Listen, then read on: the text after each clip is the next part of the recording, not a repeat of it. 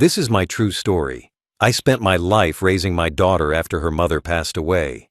I gave her everything I had, my time, my money, my health, all to see her happy. When she announced her wedding, I thought my sacrifices had finally paid off. I dreamed of walking her down the aisle with pride. But on the night before her wedding day, I discovered a truth that shattered me. My daughter was betraying her groom, and I had to decide whether to stay silent or reveal everything. You won't believe what I did next. That shocked everyone. Before I tell you what happened, tell me where you're watching from and what time it is there right now. And please subscribe so more people can hear my story. A father's love is built on sacrifice, and mine began the day my wife died. I still remember standing by her hospital bed, holding her hand as the life faded from her eyes, promising her with every ounce of my soul that I would raise our daughter with love and give her the future she deserved. From that moment, my world became smaller, centered only around that little girl who still clung to my coat, too young to understand what she had lost. I became both father and mother, protector and provider, comforter and guide. My own dreams, my own wants, all of them were pushed aside. Every thought I had was about her. I worked long hours to keep us afloat.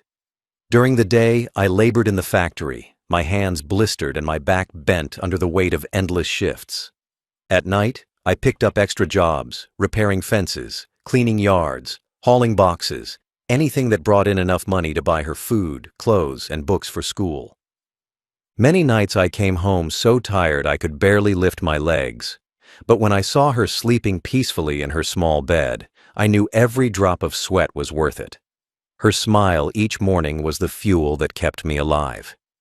I never remarried, not because I didn't have the chance, but because I didn't want my daughter to feel like she had to share me with anyone else. She became my purpose, my reason to endure the storms life threw at me. I went without new clothes for myself, without proper meals, just so she would never feel less than anyone else. When she wanted a new dress for school events, I pawned my wedding ring to make it happen. When she dreamed of going to university, I took on debt I could barely manage because I believed in her future more than my own stability, and she grew. I watched her take her first steps, speak her first words, graduate from school, and grow into a young woman. Every achievement of hers felt like a victory for me, proof that my sacrifices meant something. I never once complained, never once asked for recognition. I thought being her father was enough. I thought love alone would be returned with gratitude. When she announced she was getting married, I felt a joy I had not felt in years. Her smile lit up the room as she spoke of her fiancé, a good man with kind eyes and strong values. I thought to myself, maybe now she will have the love her mother and I once shared. I believed her wedding day would be the proudest moment of my life, the day all of my sacrifices would bloom into something beautiful. I dreamed of walking her down the aisle, of handing her over with dignity, of feeling that I had completed my duty as a father. I even gave more than I had for her wedding. I dipped into my meager savings, money I had been keeping for my final years, and handed it over so she could have the ceremony of her dreams. I worked odd jobs even in my old age just to add something more. Every flower, every decoration, every detail she wanted. I tried to provide, even if it meant I went without.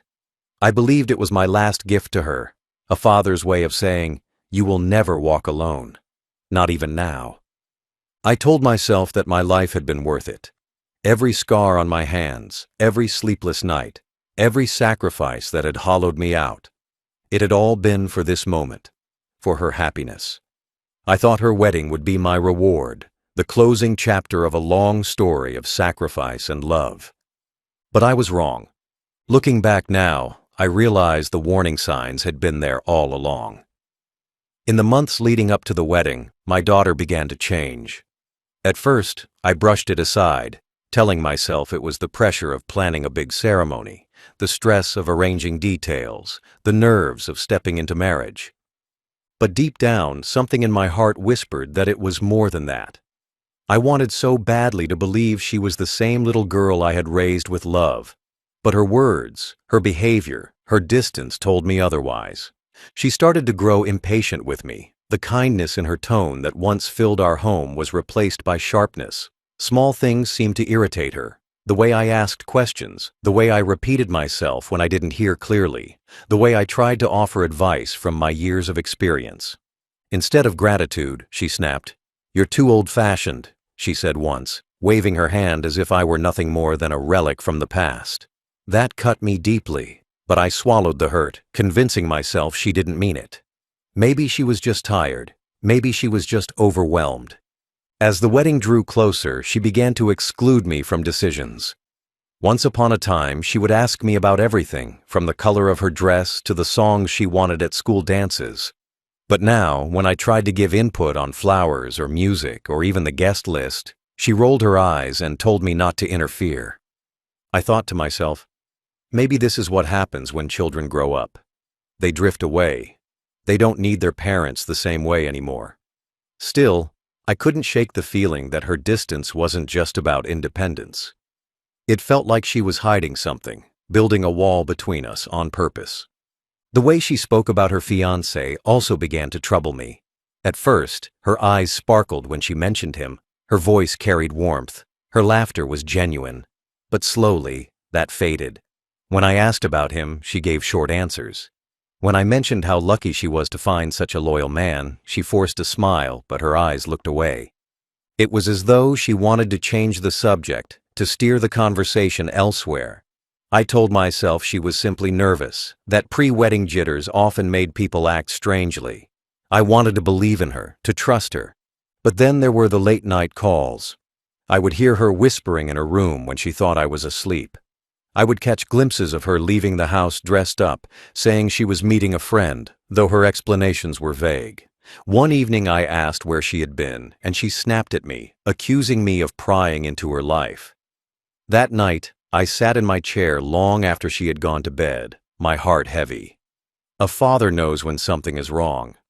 My gut told me that what I was seeing was not just stress, it was secrecy. The way she treated me also shifted in subtle ways. She seemed embarrassed of me, brushing me aside when friends came over, introducing me quickly, and then changing the subject. I could see in her eyes the same look she gave when she thought of something she didn't want others to know. That hurt worse than the physical exhaustion of years of work. I, who had sacrificed everything for her, was now treated like an inconvenience, like someone to be hidden in the background. Still, I tried to silence the doubts.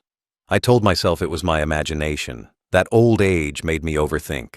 I clung to the dream of walking her down the aisle, of handing her over to a good man, of finally resting in the comfort of knowing she was safe. I ignored the whispers in my heart, ignored the growing distance, ignored the sharp words. Because I wanted to believe. I wanted to believe she was still the girl who once hugged me and called me her hero. But the truth was already moving beneath the surface.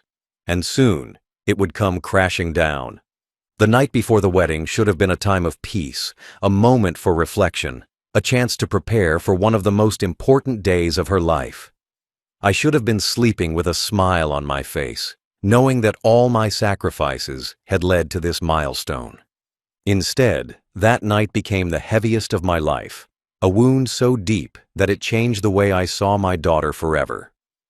The discovery came not because I was searching for it, but because betrayal often reveals itself in the most unexpected moments. I had gone to bed early, exhausted from helping with last-minute preparations. My body was weary, but my mind refused to rest. I thought about the man she was marrying, about how he looked at her with genuine love in his eyes. I thought about how proud her mother would have been to see this day. I prayed quietly, asking God to bless her marriage, to give her the joy I had once shared with her mother. But just as sleep began to creep in, I heard something that pulled me back. Voices. At first I thought it was just neighbors outside, or perhaps guests arriving early. But the voices were too close, too familiar, too hushed. Curious and uneasy, I rose from my bed and walked quietly down the hall. That was when I heard it clearly. My daughter's laughter. Not the nervous laugh she gave me in recent weeks, not the strained smile she showed her fiancé, but a different laugh. Intimate, carefree, filled with a softness she had not shown in months, and alongside it was the deep voice of a man who was not her groom. I froze. My heart pounded against my ribs as if trying to escape. I pressed myself against the wall, afraid to move, afraid to hear more, yet unable to stop myself from listening. The whispers were low, but the words were clear enough to break me. Promises of love, of running away together, of secrets no one else would ever know. I closed my eyes, hoping it was a dream. But when I opened them again, the reality only sharpened. Unable to control myself, I stepped closer, and that was when I saw them. My daughter, my only child, the girl I raised alone, the girl I sacrificed everything for, standing with another man in the dim light, her arms wrapped around him, her lips close to his ear. The intimacy between them was undeniable.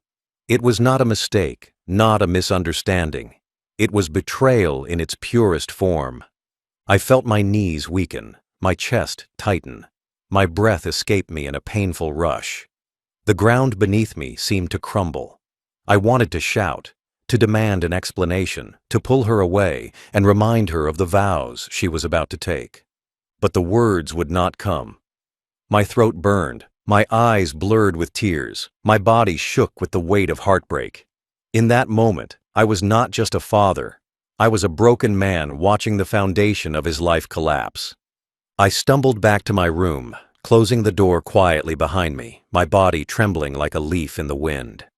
I sat on the edge of the bed, burying my face in my hands, trying to make sense of what I had just witnessed. Every memory of her childhood flashed before me. The nights I stayed up late sewing her school uniform. The mornings I went hungry so she could eat. The pride I felt at her graduation. All of it now seemed poisoned by the image of her betrayal. She was not just betraying her fiancé, she was betraying me, her mother's memory, the values I had tried to teach her all her life. The hours that followed were the longest of my life. My heart wanted to protect her, to pretend it never happened, to spare her from the humiliation that would come if the truth was revealed. But my conscience would not let me rest. How could I allow an innocent man, her groom, to stand at the altar and make vows to someone who had already broken hers? How could I stay silent knowing that his life would be built on a lie? The shame of her actions was crushing, but the shame of my silence would have been unbearable. That night I aged years in just a few hours. My tears soaked the pillow, my hands shook with grief, but beneath the sorrow, a quiet resolve began to form. I had carried her all her life, but I could not carry her sins. The truth would have to be revealed, no matter the cost. When I returned to my room after seeing what I should never have seen, I felt humiliation heavier than anything life had ever placed on me. It wasn't just shame for my daughter's actions, it was shame that my sacrifices, my love, my entire life of giving had been trampled on by the very person I raised. I sat there in the dim light, staring at my wrinkled hands, hands that once worked endlessly for her future. And I wondered how those same hands had built a path for her to choose deceit. The silence of the room pressed down on me. It was so heavy, so suffocating, that I thought my chest would collapse under its weight. I replayed the scene in my mind again and again, wishing it was a trick of the eyes, a mistake, something that could be explained away. But the truth was undeniable. My daughter was having an affair on the eve of her wedding. She was laughing with another man, whispering words that did not belong to him, giving promises that were not his to hold. I closed my eyes and saw her mother's face, the woman I loved and lost too soon. I thought of how proud she would have been to see our daughter in a white gown, walking toward her future with dignity. And then the thought struck me like a blade. If her mother had lived to see this betrayal, it would have broken her heart completely. The humiliation was not only about what I had seen, but about what it revealed. It showed me that all the nights I went without sleep to earn more money, all the days I worked myself to the bone, all the dreams I gave up for her, they had been taken for granted. She did not just betray her fiancé, she betrayed me. She betrayed her mother's memory. She betrayed the very values that kept me alive when the world tried to crush me. I felt the humiliation in every part of me. When I thought of the guests who would arrive the next day, dressed in their finest clothes, waiting to witness a marriage built on lies, my stomach churned. They would see me walk her down the aisle, holding her hand proudly, while in my heart I would know the truth. They would clap, smile, and cheer, but I would feel only shame, carrying the knowledge that the ceremony was a performance, a facade, a mockery of everything marriage was meant to be. I thought of the groom, too, a man who had done nothing wrong, a man who looked at my daughter with kindness in his eyes. He trusted her. He trusted me. He trusted our family. And if I stayed silent, I would be as guilty as her. I would be handing him over to a life built on betrayal, knowing the truth, yet choosing to hide it. That thought made me sick. I could not look at myself in the mirror if I allowed that to happen. Still, the weight of the decision crushed me. She was my daughter. The little girl whose scraped knees I bandaged, whose tears I wiped, whose laughter once lit up our small home. I remembered the nights she would crawl into my bed after her mother died, whispering, "Don't leave me, Papa." I remembered holding her, promising her that no matter what, I would always protect her. And now I faced the cruel truth. Protecting her this time would mean protecting her lies, and I could not do it.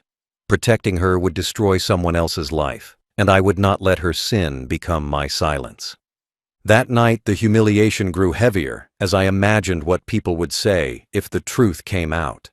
They would not only point fingers at her, they would point them at me too. They would say I failed as a father. They would say I raised her wrong. They would say the foundation of my family was built on deceit. But even with that shame pressing on me, I knew silence would be worse. Silence would mean I accepted it. Silence would mean I chose comfort over conscience. I sat by the window as the night dragged on, watching the moonlight spill across the floor, and I realized my humiliation had turned into something else. It had turned into resolve. I could no longer think of myself alone. I had to think of the groom, of the truth, of justice.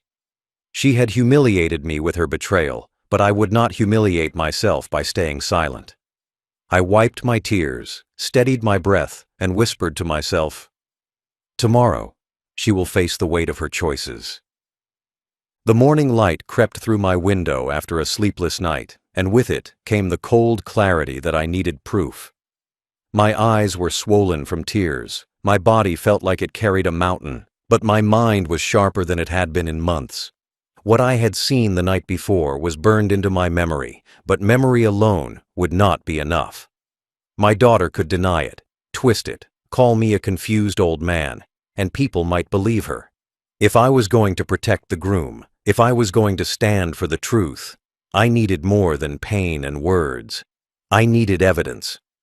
I began searching quietly. My hands shook as I opened drawers, rifled through bags, and checked her desk. At first I felt guilty, a father digging into his daughter's privacy. But then the thought came again.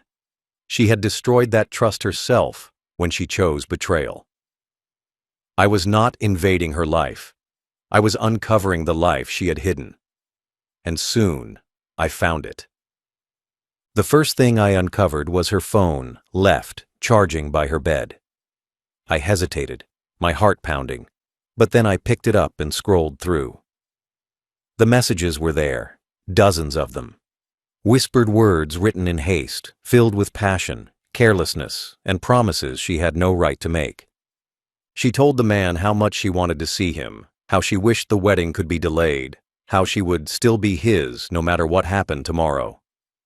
I stared at the screen, each word cutting me like a knife. This was no accident, no misunderstanding. It was a betrayal she had nurtured for months. Then came the receipts. Stuffed carelessly in her purse, I found evidence of dinners, hotel bookings, and gifts. They weren't even hidden well, as if she had believed no one would ever look closely. One receipt in particular made my stomach turn. It was dated the very week her fiancé had been away on a business trip. She had spent that night with the other man. The timing, the details, the cost, it all lined up too perfectly to be denied. As I laid everything on the table, I realized I now held in my hands the truth she had been so desperate to bury.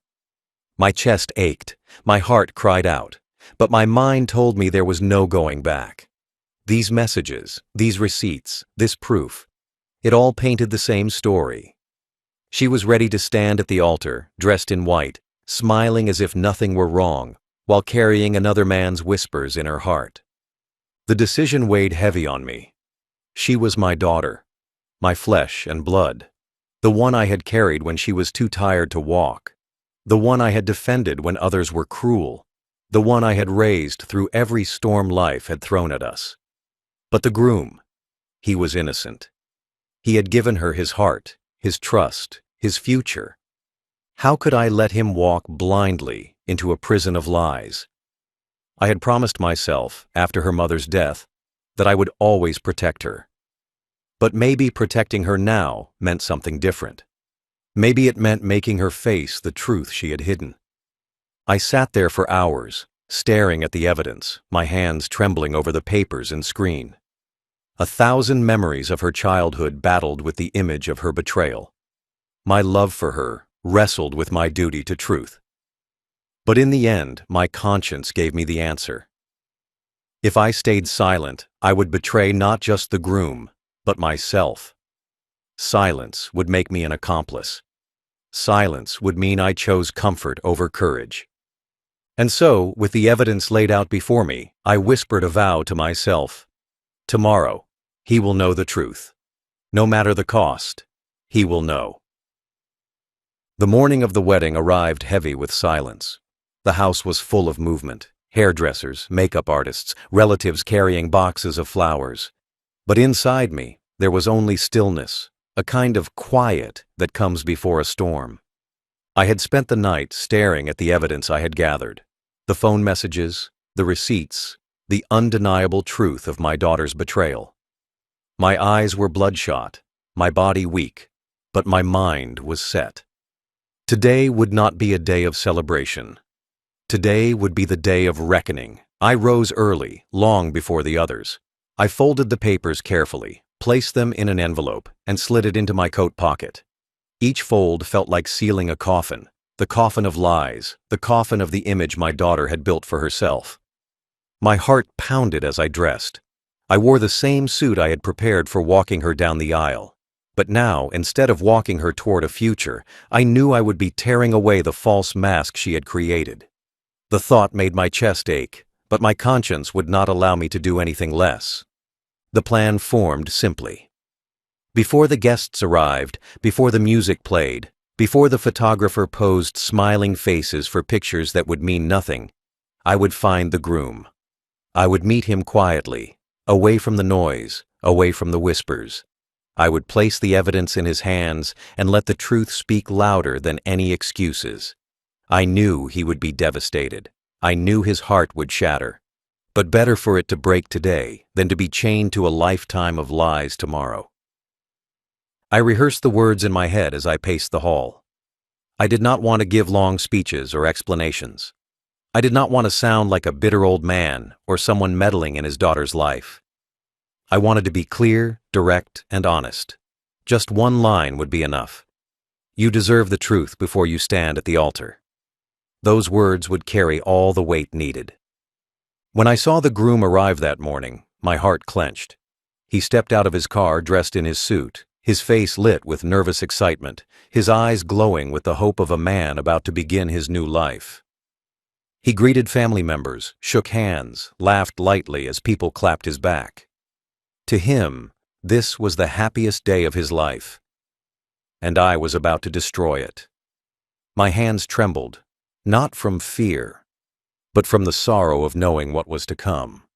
I caught his eye and motioned for him to follow me. He looked puzzled at first, but out of respect, he came without hesitation. We walked down the quiet corridor of the hall, away from the bustling preparations, into a small room where no one could hear us. He sat, smiling, waiting for me to speak, but the smile faded when he saw the envelope in my hand and the seriousness in my eyes. I placed the envelope on the table between us. For a moment, I could not speak. My throat burned, my chest ached, but I forced the words out. You deserve the truth before you stand at the altar. He looked at me, confused, his brow furrowing, and then slowly reached for the envelope. His hands shook slightly as he opened it, pulling out the papers and phone screenshots I had printed. As his eyes scanned the words, his expression changed. Confusion turned to shock, shock turned to pain, and pain turned to anger. His breathing quickened, his jaw clenched, his hands trembled as he read the messages, the receipts, the proof that the woman he loved had betrayed him. He looked up at me, his eyes wet, his lips parting as if to speak, but no words came. He sat there in silence, the weight of truth crushing him, the joy of his wedding morning evaporating into ashes. I placed a hand on his shoulder and whispered, "I am sorry. But better you know today than tomorrow." In that moment, I knew the plan had succeeded. The lie was broken. The truth had been set free. And though it shattered hearts, it was the only path left. The collapse came quickly, like a storm that no one saw coming, but everyone felt the moment it broke. The hall was decorated with flowers, ribbons, and white cloth draped across chairs, as if love itself had been stitched into the fabric of the day. Guests arrived in their finest clothes, smiling, chatting, ready to celebrate. Laughter echoed against the walls, music played softly in the background, and everyone believed they were about to witness a union built on love. But beneath that beauty, the foundation had already crumbled. I stood near the back, my heart heavy, watching my daughter glide around the room in her gown. She smiled at guests, posed for photographs, and held her bouquet as though the world was hers. To anyone watching, she looked like a bride at the height of joy. But I knew the truth, and soon everyone else would too. My chest tightened as I thought of the groom, sitting somewhere now with the evidence I had given him, his heart broken, his future shattered. I did not know if he would appear or if he would disappear, but either way, the day would not go on as planned. Minutes passed. Guests took their seats. The officiant stood ready at the altar. The air was filled with anticipation, with the unspoken rhythm of a day that everyone thought would flow smoothly. But as the music began to play and heads turned toward the entrance, something was wrong. The groom was not there. Whispers rippled through the crowd. Confusion spread like a quiet fire. The bride's face paled as she peeked around the corner, her eyes darting frantically. The man who was supposed to stand by her side had vanished. The whispers grew louder. "Where is he? What's happening? Did something go wrong?"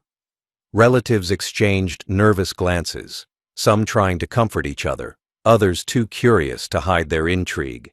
I watched as my daughter's smile cracked, the mask slipping away. She tried to hold her composure, but her hands trembled. Her voice shook as she asked the wedding planner if anyone had seen him. Every second that passed made the truth more unbearable. Then the message arrived. A groomsman hurried in, his face pale, his steps uncertain. He whispered something to the officiant, who froze for a moment before nodding slowly. The groomsman then turned to my daughter, pulling her aside, whispering again. I could not hear the words, but I saw her reaction. Her eyes widened, her mouth opened in disbelief, and then she shook her head violently as if trying to deny what she had just heard. She looked around the room, desperate, her eyes scanning faces, searching for someone to save her. But no one could. The groom had left. He was gone, and with him, the wedding collapsed. Gasps filled the hall. Some guests stood in shock, others whispered frantically, trying to piece together what had happened.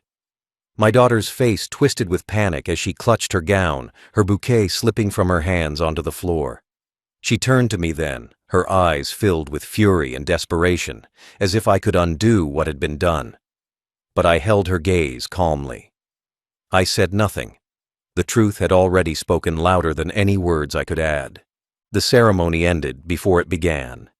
Guests left in waves, some shaking their heads, others whispering accusations. A few glancing back at me with knowing eyes as if they suspected I had a hand in this collapse. The hall that had been filled with laughter only an hour before now echoed with silence, the kind of silence that comes after a storm has destroyed everything in its path. My daughter stood alone in her white gown, her cheeks streaked with tears. Her pride shattered in front of the very people she had hoped to impress. For years, she had carried herself with arrogance, believing she could live above the truth, believing lies could be hidden under smiles and ceremonies. But in that moment, every lie was stripped away. She was exposed, not just to the groom, but to everyone. And I, though my heart was heavy, felt the weight of justice. The aftermath of that day was heavier than the collapse itself. The wedding hall, once bright with flowers and songs, became a battlefield of whispers, stares, and shame. Guests filed out in silence, their polished shoes echoing against the tiled floor. Some left shaking their heads, muttering under their breath about the disgrace they had just witnessed. Others glanced at me with eyes that seemed to say, "You knew something." But most kept their distance, unwilling to touch the raw wound that had been laid open for all to see. My daughter, still dressed in her gown, stood in the middle of the emptying hall like a broken statue. The white fabric that was supposed to symbolize purity and vows looked like a costume now, mocking her with every tear that rolled down her cheeks. She no longer smiled. Her eyes were red, her makeup smeared. Her hands clutched desperately at the fabric of her dress as though holding it tightly would keep her world from falling apart. But no grip could save her from the truth. When the last guest left, she turned to me, her face twisted with rage and sorrow. "You did this!" she screamed, her voice sharp enough to pierce through the silence of the room. "You ruined everything. You betrayed me.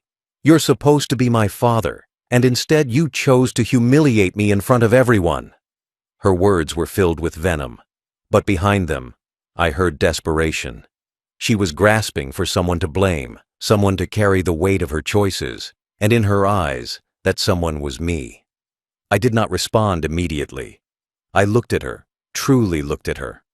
My daughter, the child I had carried on my shoulders, the little girl who once fell asleep on my chest, the teenager I had defended when others mocked her, the woman I had worked myself to the bone for. I saw all of that in her, and yet I also saw the woman who had betrayed her fiancé, betrayed her vows before they were ever spoken, betrayed the values I had tried to instill in her. My heart hurt, but my conscience was steady. Finally, I said softly, "No. You did this to yourself. I only brought the truth to light."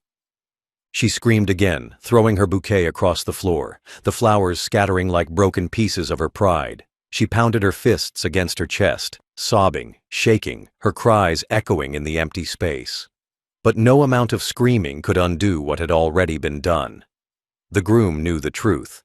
The guests suspected it.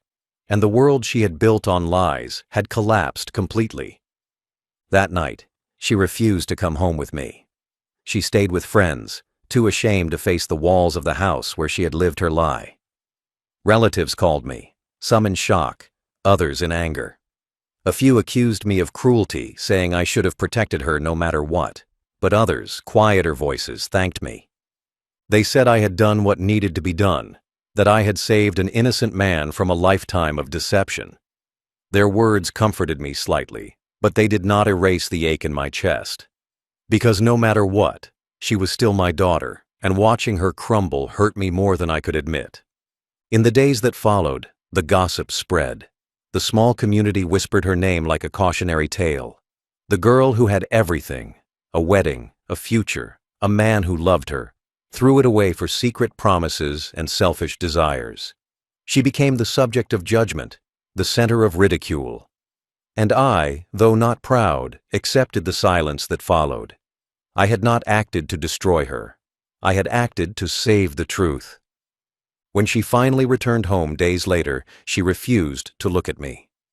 She moved quietly through the house, her steps heavy, her eyes cold.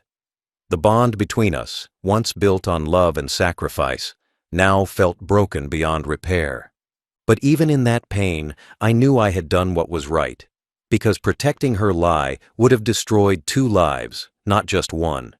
And if she hated me for exposing her, then I would carry that hatred with dignity, knowing I had chosen justice over silence. The aftermath was not peace. It was grief, humiliation, and distance. But within it, there was also clarity. The truth had been revealed, and no matter how much it hurt, it was better than living in the shadow of deception. The family's reaction was a storm in itself, one that swept through every corner of our lives after the wedding collapsed. News travels fast, and when it carries shame, it travels even faster. Within hours, phone calls began to pour in. Aunts, uncles, cousins, some from nearby towns, others from distant places, all calling to ask what had happened. Their voices carried shock, disbelief, curiosity, and judgment, each one demanding an explanation. I sat in silence, letting the questions roll over me like waves, because I knew the truth would not need much explanation. The truth already spoke for itself. Some relatives reacted with anger, not at my daughter, but at me. "How could you?" one cousin shouted over the phone. "She is your daughter. You should have protected her, not exposed her." Their words stabbed at me, reopening wounds that had barely begun to close. They accused me of choosing pride over family, of shaming her in front of everyone, of betraying the very child I raised. I listened quietly, because I knew their anger came not from understanding, but from ignorance. They did not see the messages, they did not read the receipts, they did not hear the whispers in the night. They only saw the broken wedding, and in their eyes, I was the one who had swung the hammer. But there were others, quieter voices, who spoke with a different tone. "You did the right thing," an older aunt told me softly. "Better for her to fall now than to destroy a man's life later." Another relative said, "It must have taken courage. Most fathers would have turned away, but you didn't." Their words gave me small comfort, but they did not erase the ache. Because no matter what anyone said, right or wrong, she was still my daughter, and her hatred for me now cut deeper than any gossip from relatives ever could. The wider community also reacted. Neighbors who once greeted her with admiration now whispered when she passed. Friends who used to envy her wedding plans now avoided her eyes. She became the subject of hushed conversations in markets and on sidewalks. I could see it in their glances, the way their voices dropped when she entered a room, the way their laughter stopped when she walked by. She carried the weight of judgment everywhere, and though I had prepared myself for this fallout, seeing her endure it still tore at me. At home, the tension grew unbearable. My daughter avoided me completely, her footsteps sharp and quick whenever I entered the room. She slammed doors, refused to eat meals with me, and muttered under her breath words that cut like knives: traitor, coward, enemy. She no longer called me father. She no longer looked at me with even a shred of the affection she once had. The house that had been built on love and sacrifice now echoed with bitterness and silence. Some family members visited in person. A few came with anger, wagging their fingers, telling me I had destroyed her future. Others came with quiet nods of approval, patting my shoulder, telling me I had done what no one else had the strength to do. I received both with the same stillness because in my heart, I knew that their opinions did not matter.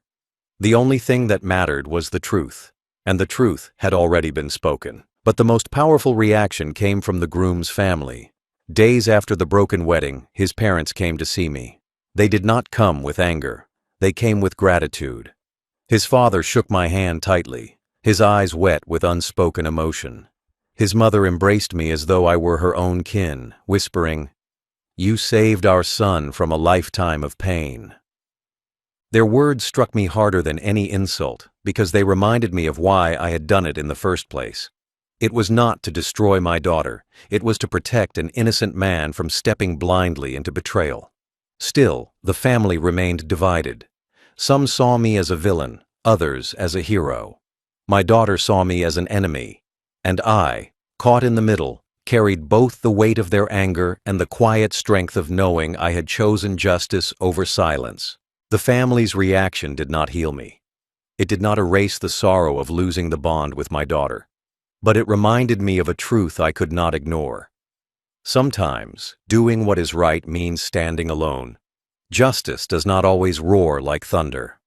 Sometimes it comes quietly, like a cold wind after a storm, reminding you that the storm has passed but left its mark forever. In the weeks after the wedding collapsed, my house was not filled with laughter or warmth. It was filled with silence, with the heavy air of resentment from my daughter, with the whispers of relatives, with the judgment of neighbors. But in the middle of that silence, I carried something she could not take away from me: peace of conscience. For the first time in years, I felt that I had done something not just as a father, but as a man who refused to let lies win. Every evening, I sat in my chair by the window, watching the sun sink into the horizon.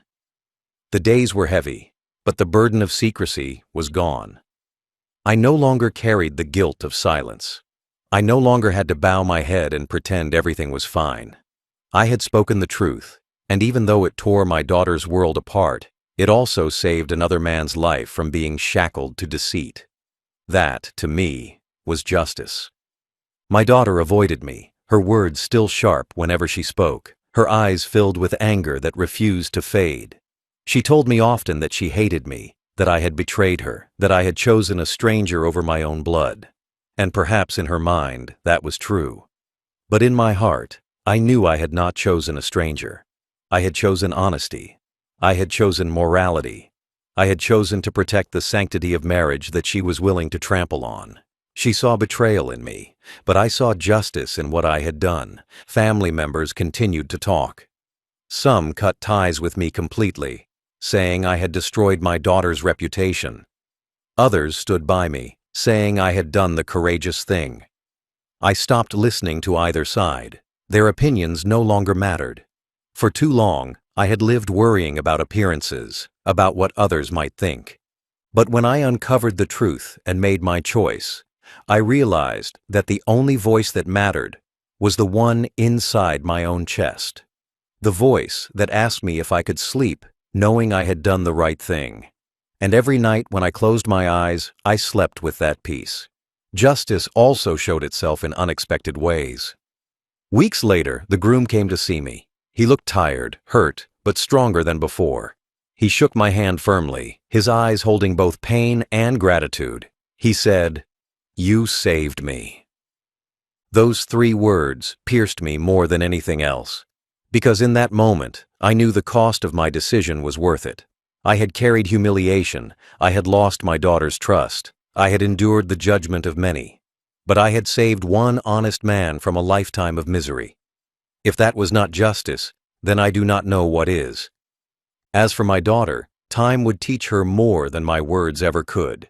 She carried her shame in the community, facing whispers, stares, and the consequences of her choices. She wanted to place all the blame on me, but deep down, she knew the truth.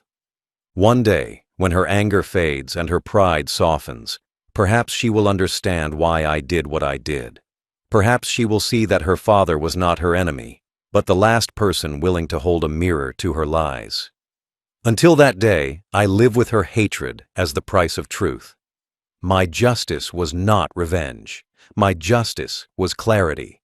My justice was saving an innocent man from ruin. My justice was showing my daughter that actions have consequences, that love cannot be built on betrayal, that family honor cannot survive under lies. Now when I sit alone in my chair, I do not feel defeated. I feel strong. Because even though my heart is heavy with loss, it is also steady with the knowledge that I stood for something. I refused to be silent. I refused to protect deceit. And in doing so, I reclaimed my dignity. Final thought. She broke her vows before they began. I made sure her lies never walked down the aisle.